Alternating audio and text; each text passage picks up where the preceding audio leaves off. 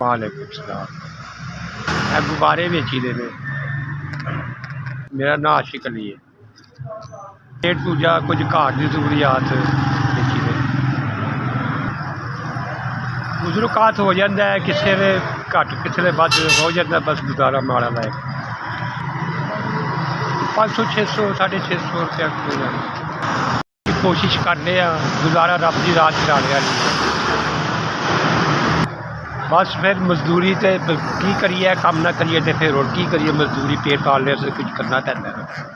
बच्चे मेरे 2 धियां ने, पुत्तर कोई नहीं। मैं धियां पालना पिया। मैं सारी जिंदगी मजदूरी की है, और मेरे पट्ठे कमज़ोर हो गए ने, तो मेरे को हार्ड वर्किंग मजदूरी नहीं होंगी, तो मैं बस गुब्बारे बेच के गुजारा करना। साढ़े को हो सकता असीं वो करना, विहले च इन्हें बहना जरा पिया। रोटी अल्लाह पाक दे देंदा, गुजारा हो जाता है। असी जनाब नहीं करांगे तो रोटी कित्थों खावांगे।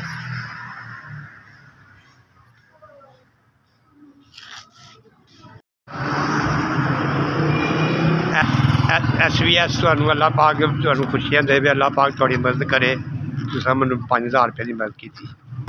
5000 रुपया मैनूं जित्थों मिले, जिन्होंने घल्ले, अल्लाह पाक उन्हें लंबियां उमरां देवे, आबाद रखे, खुशियां देवे। अल्लाह पाक उन्हें बच्चियां की खैर हो, अल्लाह पाक उन्हें बेबाद देवे।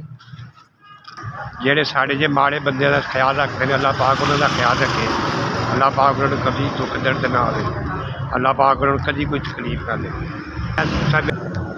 SVS तुसां मेरी 5000 की मदद की है, तुहाड़ी खैर हो, अल्लाह पाक तुहानूं तरक्की करे।